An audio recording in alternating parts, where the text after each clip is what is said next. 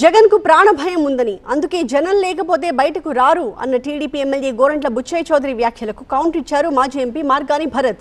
దమ్ముంటే జగన్ ని టచ్ చేసి చూడాలన్నారు. ఎప్పుడైనా హత్యలు చేసేవాడు హత్యల్లో బలైపోతామని భయం ఉంటుంది, మర్చిపోకండి.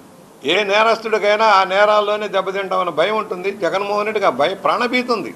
అందుకని కనీసం చిన్న పరామర్శకు కూడా ఒక 500-600 మందో 1000 మందో 2000 5000 పోగైతే కానీ బయటకు రాలేని పరిస్థితుల్లో ఉన్నావు. మాకులాగా ధైర్యంగా వెళ్ళలేవే నువ్వు. ఇవాళ జగన్మోహన్ రెడ్డి గారు ఇంట్లోంచి అడుగు బయట పెడితే ప్రజలు వేల సంఖ్యలో తండోపతండాలుగా వస్తూ ఉన్నారు.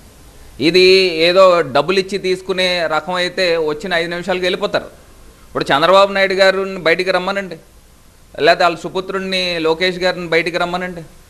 వాళ్ళు ఎంతమంది జనాలను తెచ్చుకున్నా కూడా అక్కడ చుట్టుపక్కల ఎవరు ఉండరు. అదే జగనన్న ఒక పర్యటన చేస్తే పొద్దునుంచి సాయంత్రం దాకా వేల సంఖ్యలో ప్రజలు వస్తున్నారు.